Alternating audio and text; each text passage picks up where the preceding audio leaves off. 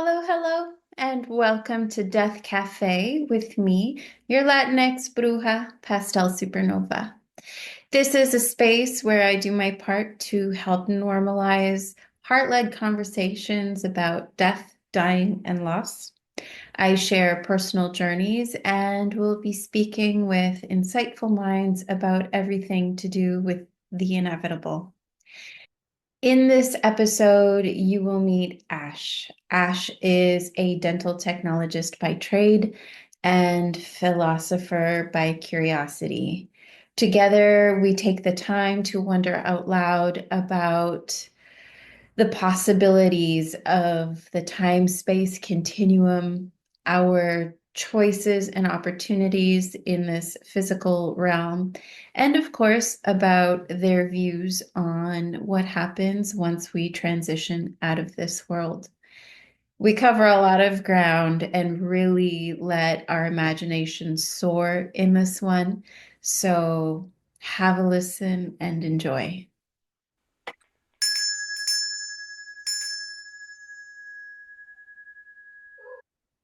Hello, welcome. Hi, Pastel. Thank you for having me on your show. I've been enjoying it a lot.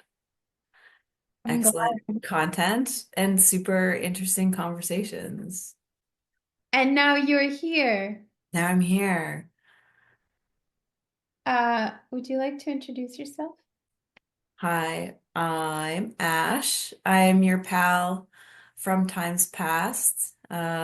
We met through a mutual connection who's been a huge influence on my life, and Yeah. so it was nice to meet you and keep in touch with you. And now you've become a huge influence on my life in so many ways. So definitely grateful for this connection and all the connections that led us here, even though, we grew up going to the same high school and so, we didn't know each other quite well back then, but definitely have been in circles together. So We've yeah, been orbiting for a long time, for a long time, a long time. Yeah.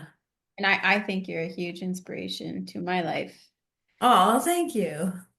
For those of you who don't know Ash, Ash is an incredibly creative and thoughtful person, thoughtful in like big heart way, but also a thinker. And this is why Ash is here, because if you want to like go somewhere else on a topic that you cover often, Ash is the person to go to.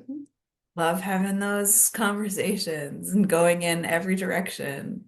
It's a specialty. It's to veer off course.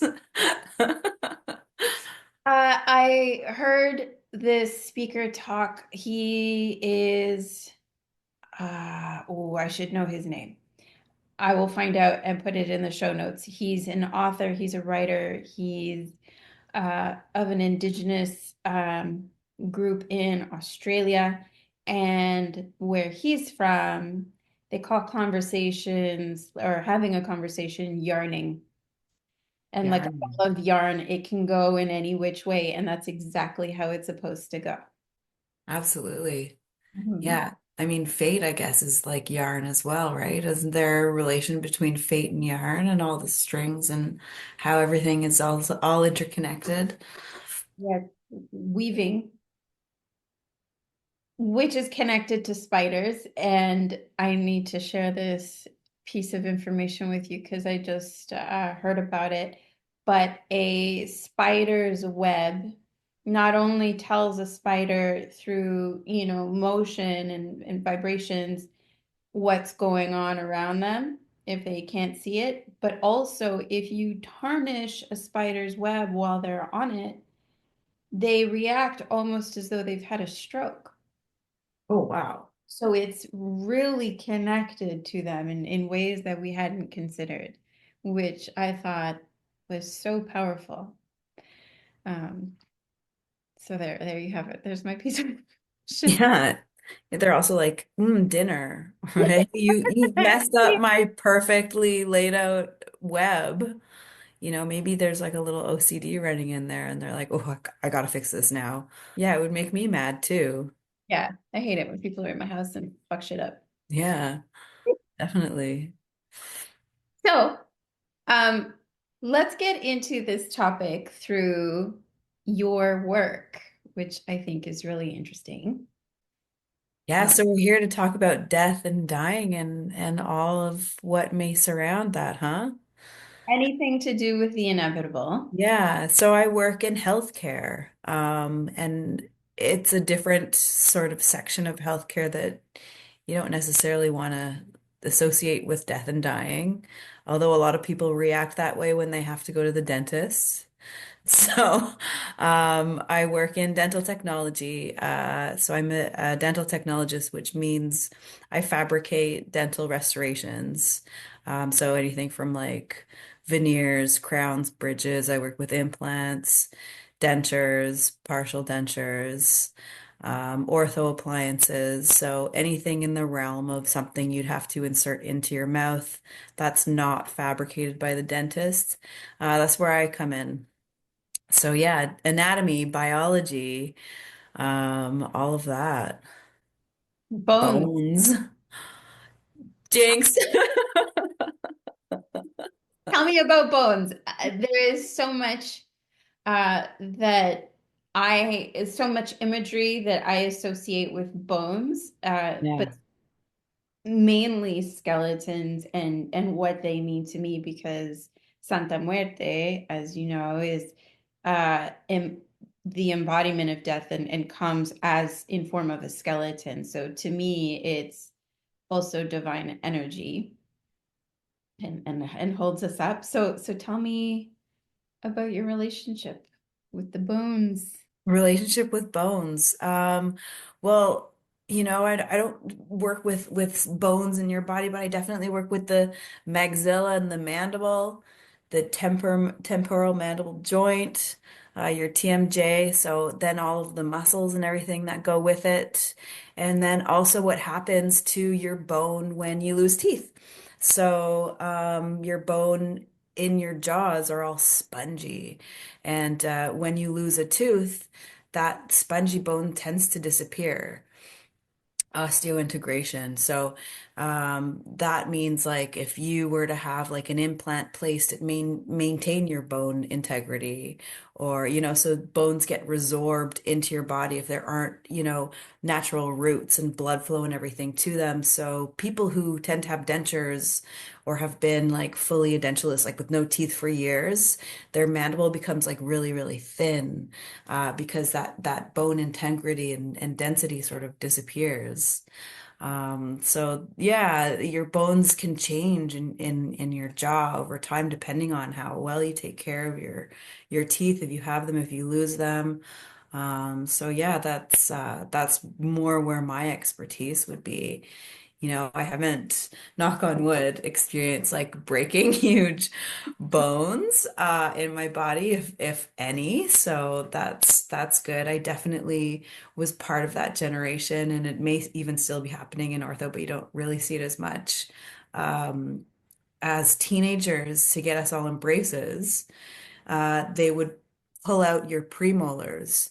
So you have two premolars, and they come before your molars. So they would extract all of your first premolars just to get spaced and then shove everything together really quickly. So that was like a big thing that happened. I got braces, I think in the late 90s, and so people around my age would probably be able to relate. And yeah, so sure enough, in the laboratory, I'll be working on cases and I'll notice people are missing their first premolars, and I can actually check their age. And there is definitely like a good, you know, area of when that sort of orthodontic style came into practice. Um, I mean, it's an industry, right? It's a business too. So, yeah, get them in and out. So get those teeth out, shove those teeth around and on to the next, right? So, yeah, that's definitely where I would want to go, like where thinking about bones takes me. I see your art because I've seen your creations. You've made all different kinds, Yeah, I have one right here. Do you want me to show you? hmm So this is actually it's a dental model from when I went to school, and then I cast a metal tooth and put it in there. And the anatomy, like the bone anatomy, is all from like a textbook that we all had to learn from to learn head and neck anatomy. Does it have a name? I call it steel.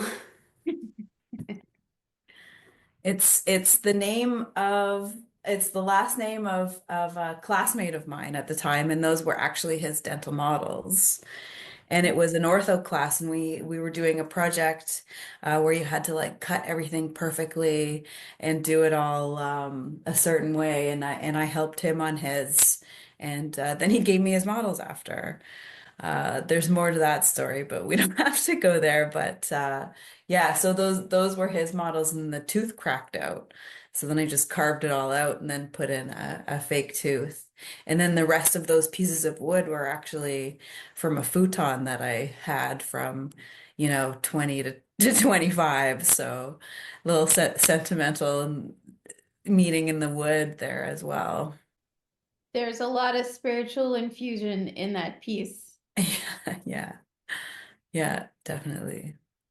Um, I know you don't deal with clients, right? You're I do see patients, and it's not common for a dental technician to see patients because we usually just get all the instructions from the dentist. But it is beneficial in so many ways, especially if you're making like, you know, aesthetic restorations. Denturists see patients, right? So I'm not a denturist, even though I can make dentures. So there's a bit of a difference there. I would also see a patient if I'm making a crown and need to take like a shade match because like everyone's like, oh, your teeth are white and white, but there's like just a bazillion colors that we have to put into actually making that tooth blend into the rest of the family that they're joining in the mouth. So all the other adjacent teeth aren't like, who's that guy? And bully it out of your mouth. He wants to blend in. Yes. Okay, so I was wondering because one of the biggest, most common nightmares that people have, one of the deepest fears is the teeth falling out. And Yeah. we have so much anxiety attached to that idea. And I was wondering that when you see your patients or the dentist patients, um, are how are they emotionally? Because you're dealing with their face, so I'm imagining quite nervous Yeah. and anxious, and I don't know. Tell me. I mean, your mouth too, it's like the gateway to your head. Like there's so much health involved, not only physically, but it is also mentally. Like if you have confidence and you can smile and you can interact and you're not hiding yourself, um, you just are generally living maybe a happier life. So if you can't afford dental work and you're hiding that away, it could affect you having the confidence to even like apply for a job. So then it's just there's this chain reaction to how you exist in the world. So it has been amazing moments. Like I have had the privilege to work for 7 years in a prosthodontist office. So I was able to be chairside. And when restorations that I've made are delivered and have people just look in the mirror for the first time and have that like emotional response to maybe feeling a little more self-confident or knowing that they're going to be able to chew their food properly and digest properly. It's actually quite a rewarding thing to witness. So I'm definitely grateful for being able to experience that and help people in that kind of way. I know a few people who have no teeth, and the uh, the care that they took to not let anyone know or see them without it was huge. And with one of them, it was my mom, and because she was sick from a very early age and got radiation and all that, her teeth just were a mess. So she had implants and like, because she would let nobody see her without them. But she would tell me about them. And I remember one of like a very intimate moment that we had was when she was going into her senior years and she had to pick new teeth and we were looking at the color, making sure it wasn't too bright, like didn't want to look like she had veneers in her 70s and whatever. We were just like looking through them and the sizing is so particular because you don't realize how much difference a millimeter makes when it comes to a smile.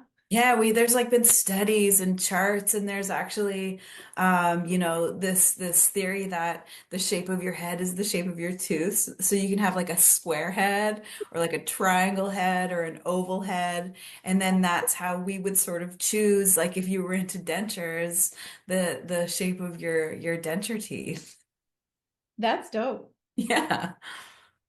Does anybody ever talk in the office about the grief and the stress that patients feel or go through, like if they Absolutely. Yeah. And I think in the prosthodontist office, sometimes that also became part of my job was almost to sort of sit there and just listen to someone's story, and how they came there. And not only is it all of those things that we've just talked about, but it's also a huge financial burden to have to get dental restorations too.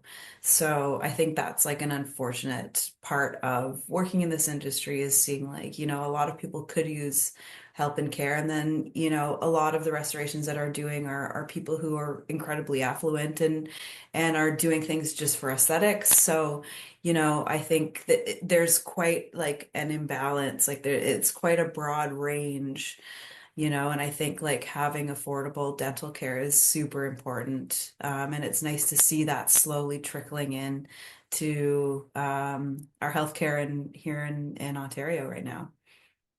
it's uh it's interesting to me though that this is a specific line of work where there is a lot of joy and a lot of potential depression and the things we've talked about, but also I think in the pressure of accomplishing such tasks, because I don't know if it's true still, but at one point, dentists were the number one, are on the top professions that were linked Commit with suicide. Yeah. suicide. That definitely was a statistic that I heard for a couple of years. I haven't checked into it or heard that or if people are even, still making that tally, but that yeah, it's a grueling job, and your patients generally don't even want to be there. So What is your relationship with death, dying, and loss?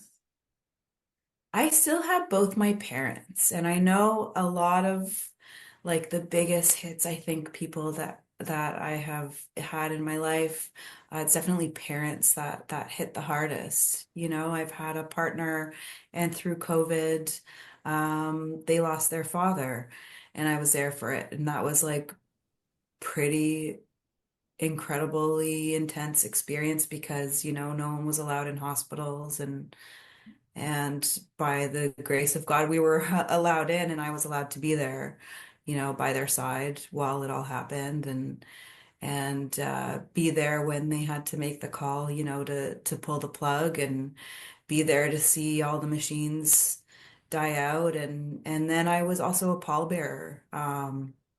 So also in that relationship, their dog passed away, but we had to get him put down and again during COVID. So it was actually under this kitchen table that I'm sitting at right now. We had the veterinarian come into the apartment to euthanize him, after they had been feeding him pancakes all day.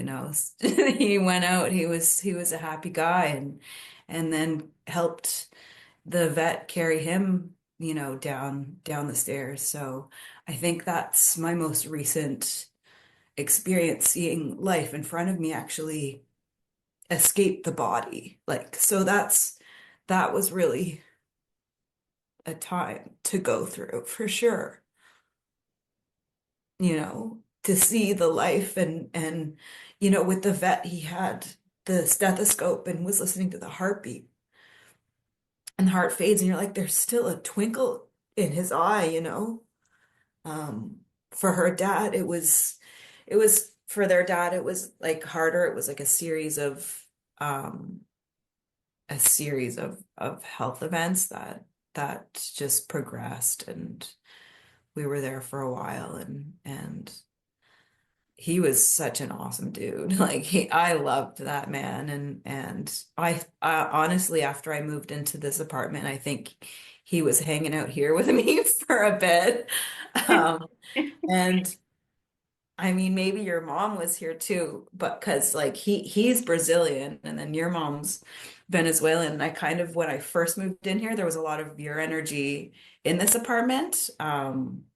And so I do think that like when I was cooking, you had pans here, and I was using your thinking about your mom, and then kind of felt that she was here, and then not that he was there. I'm like, oh, I wonder if they're like partying like Okay.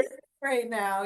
So yeah, I definitely like tend to think about people who pass, and just be like, are you around, or just talk to them even in my head.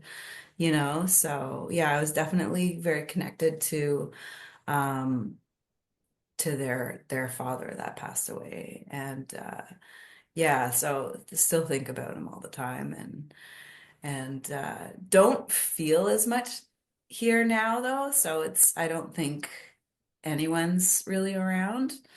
But definitely when I first moved in, there was for sure more stuff going on, but Yes. maybe it had to do with remnants of some of your things being here.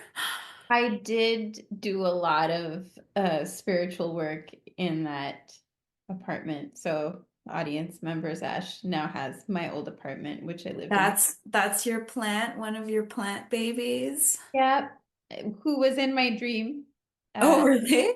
days ago. Yeah, but yeah, I see you, Pathos. But yeah, I did a lot of spiritual work, and to be honest, I still actually have a tight connection with the spirit of the house. Yeah. But especially when I first left that space, I had like little guardians who like would tell me about the house. And so I did have little kind There of was still, entities yeah, being okay. like, That makes so sense. here's what's up, this is what's going on. I'm like, is everything cool? And I'd get images like I like zoom into the hallway and I scan the house and just make sure the house is all right. I've kept it nice and clear. Yeah, I was like, Okay, okay, it's good. fine. It's fine. I would know. You would know. Yeah. Yeah. Yeah. So not a spy cam, but kind of. But kind of. It might Okay. have been me just creeping over your shoulder. Hopefully I had pants on. Want to go back to your losses. And I know that you're not an altar person. And so far, everybody I've spoken with on this podcast is. So, how do you memorialize or keep some people around, or do you like what's your process? I mean, I have my I was close with both of my grandmothers. And I have things of theirs. So like my maternal grandmother, I have like a sweater and a blanket, and I mean this sounds funny, but I love it. It's like this really old-fashioned vacuum cleaner. So when I clean, like I just think about, my grandma, or when I'm cooking, like she would always put on like a huge spread. So I always think about her. So I think it's mostly in like day-to-day actions and moments that, I'll speak to the people I love that have passed. Um, in more just that. I think too, for me, it's maybe not like an altar or shrine, but it would be like a relic, right? So carrying something around. My paternal grandmother was cremated, and when we got her ashes back, her denture teeth were still intact because her denture was so old that the teeth are made out of acrylic now, so they would just burn up like in a cremation process. But way back when, like they were so old, like they must have been like 60 years old. They're kind of like denture teeth were made out of porcelain, so they don't burn in the cremation ovens to that heat. The glaze on them melts, so then like some of the ashes get mixed into like the glass that's like on the ceramic tooth. And I actually kept her denture teeth from her ashes, and actually well, I carried it around in my wallet for a while. I know that's kind of crazy, I guess, to talk about, and I guess we're on theme with the whole tooth part of it, but that's usually what I do. I actually like we were talking about dreams and teeth falling out in dreams. And if you do look that up, it's, oh, it's a good omen, you're in for a good change or this or that, but then you look somewhere else and it's like, no, you're like doomed and like death is coming, so you can look wherever you want for that. But you were mentioning you had a dream about the plant behind me, and I've just noticed over the past 2 weeks, my dreams have completely intensified. So I wanted to ask you if you've been dreaming more, like in this past short time. Like, have you noticed a difference in dreaming, like over the past 2 weeks? And Uh, my deceased aunt visited me in a dream last week. really? Tell me. Yeah. So my mom's sister, my Aunt Bimby, who I love, and she taught me a lot of like my artistic skills as a kid. So like just so influenced by her. And you know, she was in my dream, and she's been in a couple of my dreams actually. But this past one was really neat because she opened her hand, and in her hand was a golden pearl, and she gave me a golden pearl, and it was unbelievable. And it was probably it wasn't this past week, it was the week before, like Tuesday or Wednesday. And I'm just currently like switching my roles in my like I have two jobs, sometimes three. So I teach dental technology at George Brown College, and I also work in a high production dental laboratory. So I'm switching more of my full time to George Brown College to teach. So this was right in the time that everything's kind of switching around, and I woke up thinking like, what does this golden pearl mean? And it kind of was like symbolic of like all of these changes, and maybe financial changes and all of this stuff that's happening. So it was like really just so vivid. And I remember the pearl being imperfect, so like an actual pearl, but made of gold, and it was really, really impressive. And woke up just being like, wow, like that, it felt real. I feel like in your dreams, we all pass them off as dreams, but I really think there's something to our sleep realm, that I think some people are tapped into and not afraid to talk about. And I do think there's something very connected with the dreamscape and maybe the afterlife. Like I think there's definitely something there with our spiritual side that I love to think about and explore. So I totally cut you off because I was like, what about your dreams? Blah, blah, blah, blah, blah, blah, blah on my end. I'm here for it. I don't also discount the fact that the rays of light, as you were talking about your dream, is just Move starting into the to shine. light. The golden pearl. I mean, that's very powerful. I'm totally Um, doing it on purpose. you have a flashlight. Like,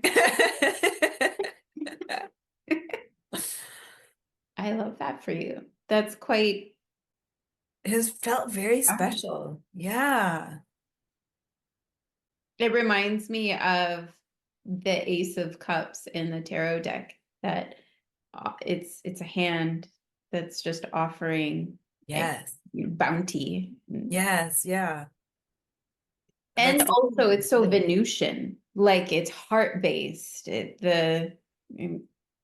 I'm gonna analyze your dream without your permission, but I would just say you not only are you being guided, but rooted for, and also the call to action is to lead with your heart. Like if there's any time to really follow your true love, like Mhm. not necessarily an entity, but like where your heart is leading, now is the time because that is where your prosperity uh, Yeah. is waiting for you. Yeah, absolutely. Yeah, that's definitely what it felt like. It was very warm. And my aunt looked great. She looked happy and like, yeah. She didn't say anything.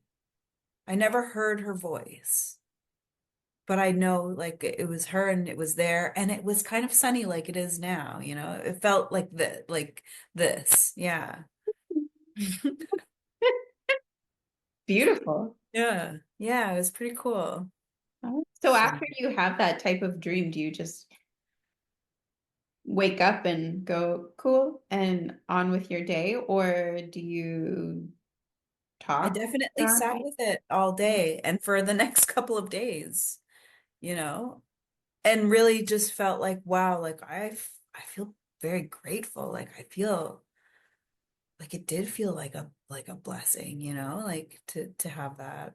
You know, when you wake up, you're like, how do I get back in there? Yeah, I want to there go are back. ways I could teach you. Oh, I would love that. You can Yeah. definitely revisit any dream. It's liminal space. You can go anywhere and do anything. And uh,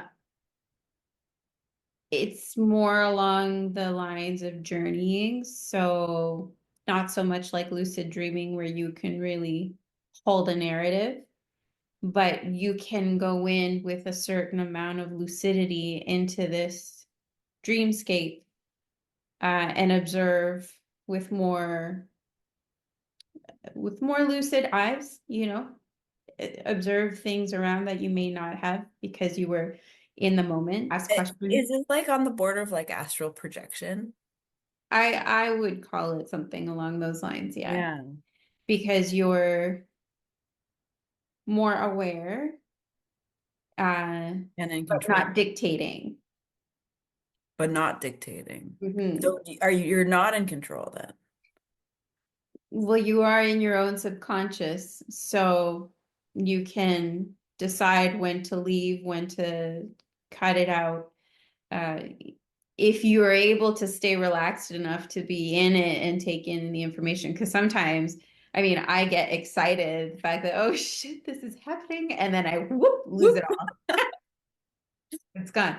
Um, but you can tap into other entities' energies, which to me is like you alluded to, is what I imagine the afterworld or beyond this physical plane to be like, where the time and space is not as we experience it here. So you can shift, you can move, you can learn.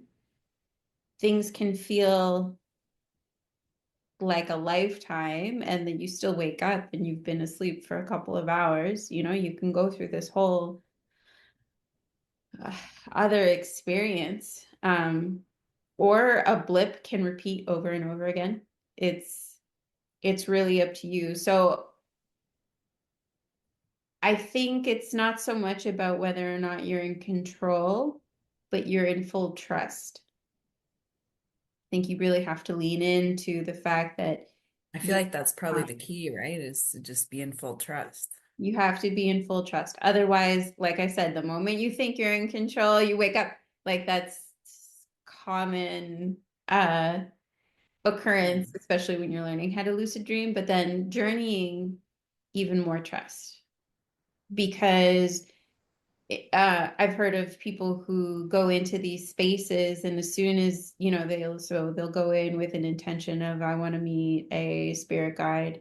And as soon as they get their spirit guide, a spirit guide shows up to talk, they're either suspicious of them or they're so freaked out that it's actually happening that they pull themselves out of the experience, or, they don't get the full juice because there's a part of them that's like digging back.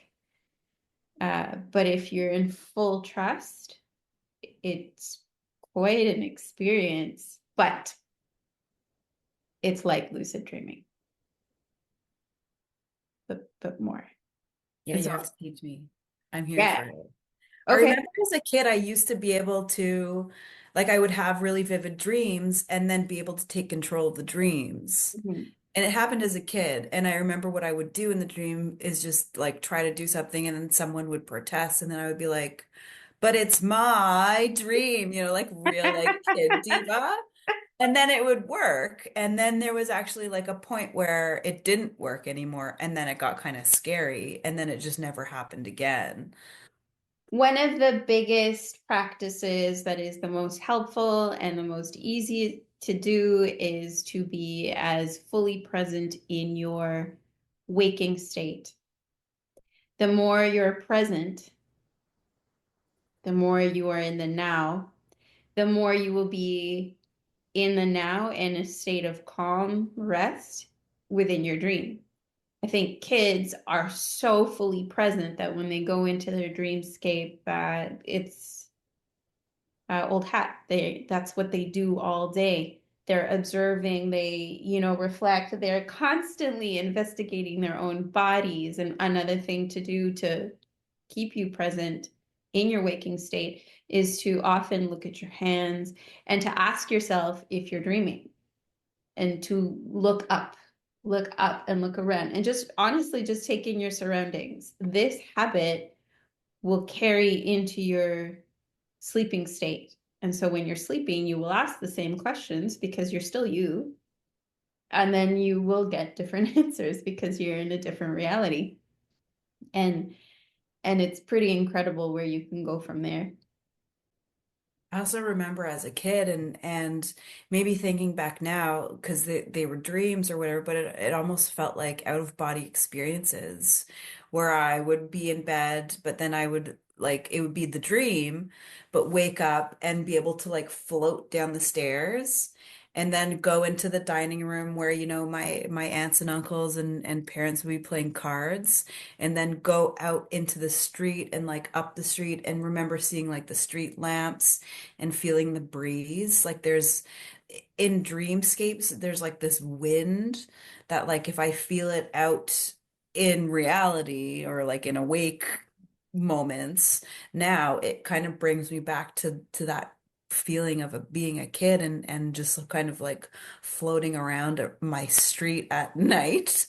So that was kind of reoccurring dreams, which, I have to just pass them off and say, th those were dreams. My spirit wasn't really floating around outside, but, some might argue, yeah, exactly. Maybe it was because I love listening to podcasts that maybe go in this direction because people have a lot more stories that, you can relate across a broad range of things that individually, or if you don't, you know, hear more like expand and hear a lot of stories, it might just sound like one-offs. But when you start compiling, like maybe a lot of people have had similar experiences, feeling this feeling or, having that, a dream. It's kind of neat to think, oh, why are we all, how do this many people, relate to that experience? Maybe it is something more than just a dream. Maybe we really are all connected. Yeah, definitely. I think the loudest voices are the ones who love to spew skepticism. There are many, many voices who don't even think twice about these things. so they don't have to talk about it so much because it's ingrained in their culture to not doubt them. We don't know how anything works. Humans, we really like, we can do a lot of things, but we don't know everything. Anybody who claims that's not real because science is only 200 years old, first of all. So let's put a pin in that. Beyond that, some things don't need to be explained. In a lot of cultures, there is a thing that's called that which is not to be understood. But that doesn't mean it's not there, and it doesn't mean it's not there to help us and to it's all part of us. But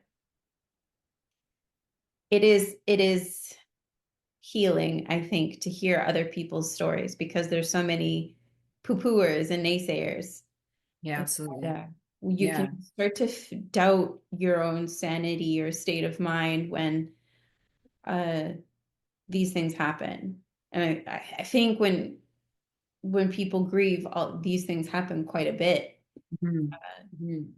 Going into different dreamscapes, I have heard a lot, and I've been in this one specific area that I've heard other people describe it as the beach. Um, Mhm. when someone dies, often you might be taken to a dreamscape that is a beach that might be a little bit more desolate, kind of. I know when I went there, it looked like it was in mourning, and I was in mourning, and yeah, that is like a very common port for lack of a different word, but you arrive there and you can communicate with the lost, the deceased person. Whether or not they're there, you can leave messages in the sand or you can absorb messages from them. Now you are a big ball of light like this. Yeah, I know the sun's creeping over like onto my camera. I don't know how to. Okay, there. Whoa. Okay, now I'm just backlit. Yeah. Okay. Because we're in this realm, I also have something that I don't tend to just share willingly, because it does fall into that category of you're crazy. Like, what are you talking about? You're making that up. And, so I just keep it to myself, but it's definitely a vivid memory that I've had since the dawn of my existence. And it is the memory of coming to Earth and like choosing my family and my mom and the feeling of coming into this body and talking to whomever was on the other side, and it felt fun and it felt loving, and there were multiple beings there that I was chatting with, and you have a tally and it's like, okay, you're going back and you choose to go back and you can choose to go wherever you want. And I stayed within my family lineage, and I truly believe that I know this is going to sound crazy, but I'm going to share it here anyway because why not?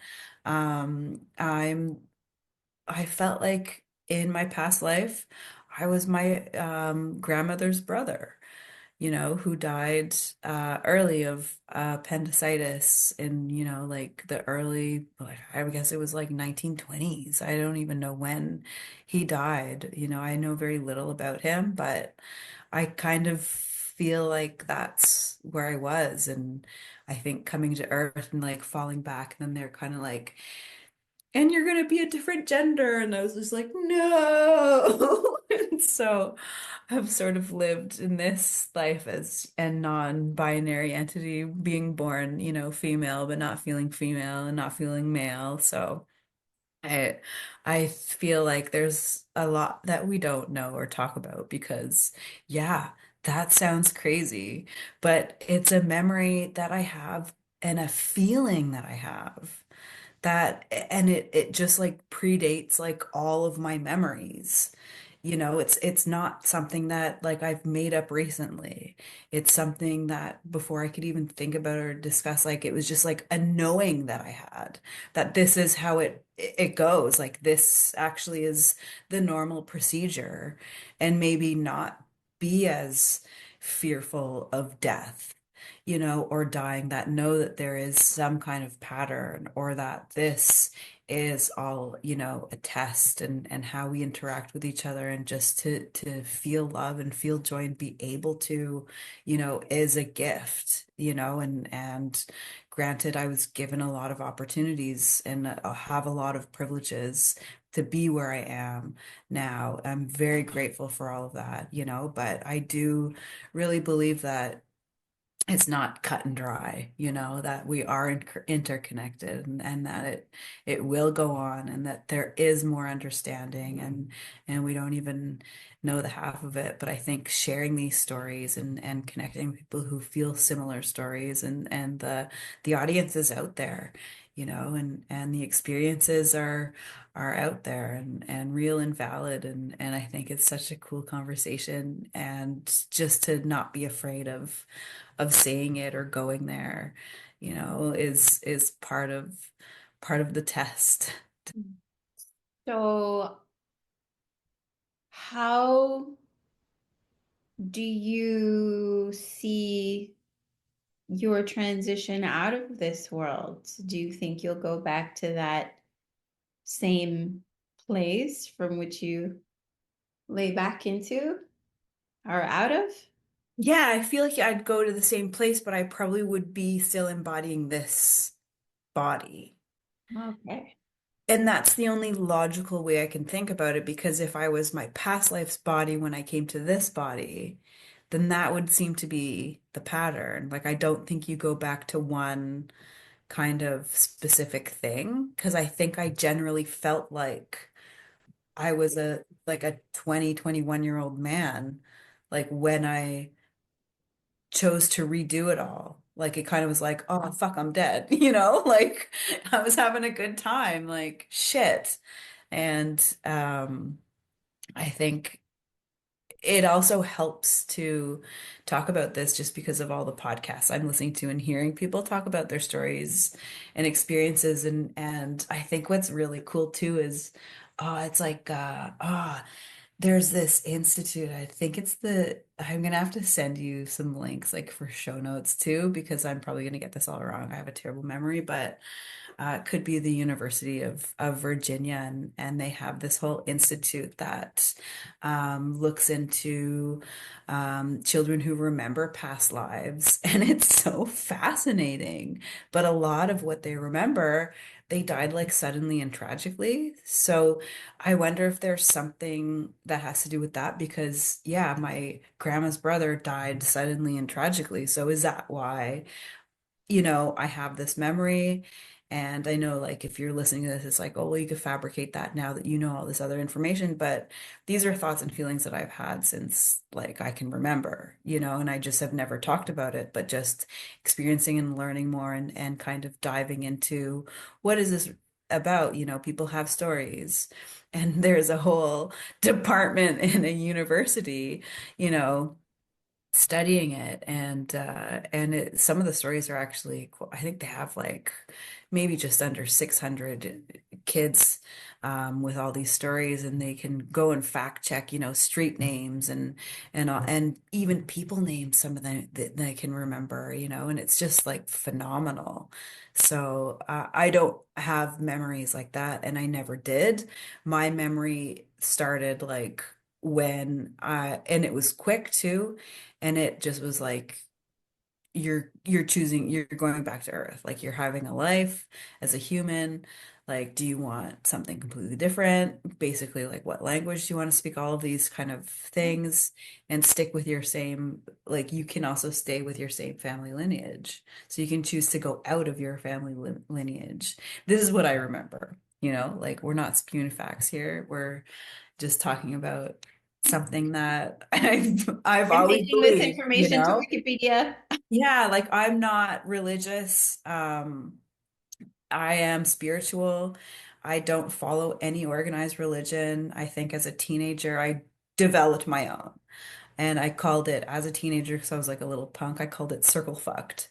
That's the name of the religion I made for myself. And it's just thinking about, the shape of our solar system, how it's kind of like a cell in your body, how big is small and small is big, and their cyclical patterns and calendula patterns, and like just how everything rotates and it can go on different circular scales and come together in unison, but then can also go off. And you can relate that to anything in relationships and in life, and just patterns all over the place. I love math. I love geometry, and like, fractal geometry is dope, right? Like, so I just think everything's so beautiful. And also in like the religion that I made, it's like light and time and gravity and matter. So my friends for a while would always make fun of me for talking about the mineral kingdom. And I'm just like, yeah, like the periodic table, like those are your gods. Like the minerals are like, these are our gods. Like they know what's up. And yeah, so I definitely live on that line where it's like, you're gonna get me or you're not gonna get me. Like you're going to think I'm crazy, but I can also act like a healthcare dental professional. Like, so I'm a hippie in disguise as a healthcare professional. So it's so far as is working, but I will bring that like, and I think it is from those experiences just to bring that from a childhood, that maybe there is like a confidence of who I am, or feeling like maybe I have an understanding of life and death in a different way because I'm not thinking about it through the lens of what I'm told. It's more through what I have, you know, thought about in my own being and through my own experiences. What are you listening to? Yeah, so when I'm working in the laboratory, I have earphones in. So I have like a huge, range of music, but sometimes like what really passes the time are just good podcasts. So I have, like a top four, and they all kind of dive into like paranormal or supernatural.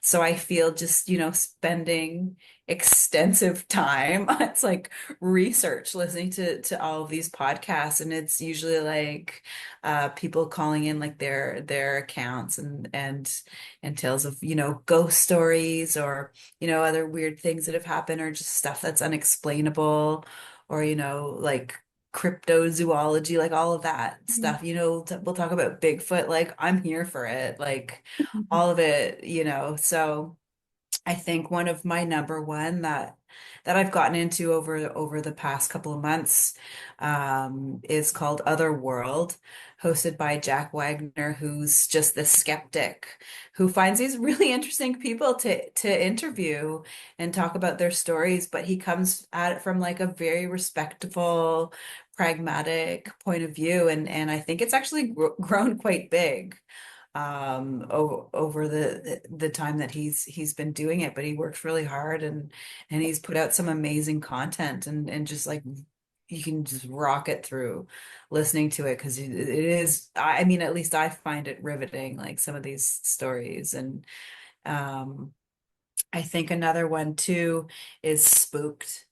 So again, just people calling in with ghost stories, but the way it's all done, and just sort of how the host, Glenn Washington, leads into it. It was very poetic with little stories and personal anecdotes and stuff. And so that's one of my favorites. Monsters Among Us. Derek Hayes is the host. So that's kind of more, you can hear from the title, people who are like, what's that in the woods that I just saw? Like some more stuff like that. Obviously more serious than how I just broadcasted it, but really cool stories. And then along the same vein as well, like Colin, this podcast by Payne Lindsay and I guess a bunch of other people, called Radio Rental, which is pretty fun. Like, so they kind of put a whole like acting kind of storyline into it, which makes it fun and entertaining. But then you kind of get launched into some sometimes pretty terrifying stories. And then let the actor sort of who hosts it is this character called Terry Carnation, which is the voice of Rainn Wilson that a lot of people would know from, I guess, like Office Space and stuff like that. So that's it. Those are kind of my top four. Um, I do love another podcast, but I don't really like to advertise it because I think like their politics are a little Oh, problematic. But definitely two Australian guys that put on a podcast called Mysterious Universe. So okay. yeah, I think that one they're on their like last season now, but I think some of the older content, a lot of stuff that they go into is well read and interesting conversations and stuff, but definitely can cross the line politically for sure, make fun of lesbians and things like that. But I'm listening to it, so that doesn't mean that it's good. But the content I do I've gotten a little bit, interested in. So I think that's kind of a bad on my part to be supporting something with bad politics, but the content is interesting. All That's right. terrible to say. I know. It is good medicine to also listen to people who have very specific views that you disagree with and have feelings about, but still be able to listen to other things they have to say. We don't have to inherently hate the people we disagree with, even if Right. we are spewing some hate in our direction, but or Yeah, problematic thinking. yeah, and it is interesting to hear other people's views or like why, people could think or have politics in those kind of directions and stuff. So I fully agree with you there. Spooked holds my heart in a very special way because of the way of the storytelling, but also they talk to a lot of Latin American, Latinx, and Hispanic people, which view death from a different lens. It's a lens that I recognize and I feel familiar with, but I don't hear so often. And so when there is someone who passes and perhaps paranormal activity soon before or after, or these vivid dreamscape experiences that people don't quite call dreams. They tell the story in with a certain acceptance that every two sentences they don't have to apologize or say, I know this sounds crazy, but this is what happened. Like there's a certain ease into it that wow, I just love it because I'm like, okay, you're confirming my feelings by you also sharing a similar viewpoint, which is really cool. I love thinking about that and thinking if there are patterns like before death, and maybe you launching into your career now, as a death doula to be closer to, people passing just in your orbit that need you there, that you'll start recognizing telltale signs. And I think there is like a lot of, written uh things that you can find to be like there are certain aspects and like I love hearing nurses Oh, stories yeah. like and people that work in hospitals, that are around death, on the regular. And I just love hearing those stories because they're real, and there are people who are do have like gifts that can see things that a lot of us can't or and I truly believe that it is Yeah. real. My mother predicted deaths. She was very in touch with death. She predicted everyone's death, including her brother's. I remember that one specifically because she was really messed up about that one. Um, because he came into the apartment and apparently all night he was like playing tricks on her. She was in bed and he was like sneaking behind furniture and poking her head out, and she had seen him climb in through the window. We lived on the 15th floor, and also he lived in Venezuela. So Wow. there's that. But I remember that one in particular, she was pretty messed up about. And that morning they called us and they told us that he had passed. And she was always that way. I've always predicted births since I was a kid. I knew when people Wow. would be pregnant and just like blatantly would ask women, the thing you're not supposed to do, but I just happened to get it right. But then when I was in the death doula training program, our professor also told us to watch our dreams. And soon after, I started to see clients. So clients have been coming into my dreamscape ahead of time. And I have yet to meet them, but like there is a collection of people I'm starting to get to know that I'm sure I will see again. And I wonder if once I meet them, if I will have a déjà vu about the moment, or if what they've told me is just kind of like a preliminary interview so that when I meet them, I have some connection with them. That's so exciting. This is going to be such an awesome journey for you, and I'm excited for this podcast to and where it's going to go. And I think it's such a awesome privilege to be on it, talking with you. There's so many things I would love to talk to you about, and like there's so many ways that it can go, and I do, I guess, tend to lean towards more of the like paranormal, supernatural, just because I'm interested in it and kind of actively studying it right now. Um, I think what something that just came up when you were talking, when my maternal grandmother passed, she passed in Ottawa, and I drove to Ottawa and was there in the morning and saw her body that, she had passed, and I saw her.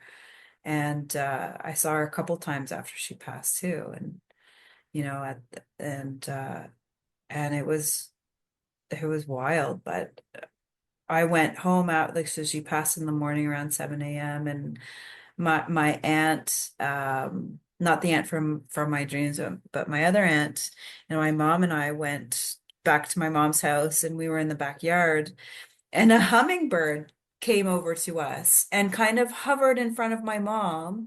And then my mom had this little white like bench swing, like it could have been a bird feeder, just like a little decoration in a tree. And the hummingbird actually went and sat on the white bench and then flew off. And so when that happened, I was just like, that had to have been my grandma. Like there was just no two ways about how impressive that was, and ended up getting like a hummingbird tattoo right after that for her. So I think like also, going back to whether I have shrines, like for me, I think it is relics and symbols rather than like a place in my home, because like I feel like with my home, like things are always moving and shifting and changing, and that I'm occupying this space and this place and time, and that what you do put in places of shrines are the relics, are the things. And so even though maybe my shrines might be more transient than other, I think it still could be kind of thought of the same way. Absolutely. Yeah. I don't think there's any rule to how you hold space, because from what it sounds like, this reality is a blip in our existence, and it is material which we cannot take anywhere else. So if we bring it here, I mean, it's great and it adds comfort and ease to some people, but definitely that's not the only way to hold and to call and to be held by other presences that aren't physically here. Yeah, definitely. Not even to like think about like the probability of us even being right here, right now, having this conversation, is slim to none, but it's happening. So that's pretty cool. As the sun shines in your eyes. More. Bye. Goodbye. This is where we play Unchained Melody. Right. I think like going back to the story of me coming to Earth, it kind of was captured in that I think it's Pixar movie called Soul. Oh, yes. Yeah. And then when I was watching it, I kind of was like, whoa, like, yeah, this is this feels right, that whole storyline kind of feels accurate. So I like the whole idea of, reincarnation and all of that. I find it really interesting. I think just like the one thing that doesn't make sense is reincarnation and then like ghosts. Like if ghosts are spirits that are not being reincarnated, you know what I mean? That they're kind of stuck. So that's where like my mind wants to, think about how that all makes sense. I love going there. We could talk about this for hours. Just such fun stuff to explore and wonder. I love the way you think because you wonder openly and allow for possibilities in your scientific brain, which to me is the most scientific of them all. I believe that people who truly believe in science or who are true thinkers um, don't resist possibilities because they're possibilities, Mhm. and it Definitely. doesn't make them right or wrong. We don't know what we don't know. I would just love to turn into a tiny little being and just like maybe jump into your ear and like go have a party in your brain. Just Yeah. It'd be listen to so. your thoughts. Thank you so much for having me. This is really fun, and I could go on more with you and deeper in all the ways. And I think, it's always only the tip of the iceberg, but this is so cool that you're doing this. Thank you. I love you. Love you too. Have a great day. You too. Okay, I'm going. Bye. Bye. And there it is. The podcasts and people we mention in this episode are going to be listed in the show notes. And if you have any questions regarding anything we talked about, including how to go deeper into dream work, please don't hesitate to contact me. If you want to get in touch regarding grief coaching and other end of life related services as well, please visit me at deathdoulapastel.com. Please contact me regarding any stories or topics for discussion at info@pastelsupernova.com. And you can also reach me on Instagram at deathdoulapastel. Please rate, review, subscribe, and most importantly, tell a friend about this podcast. This is an indie project, so your help is very appreciated. Thanks again for tuning in, and until next time, blessings and respect.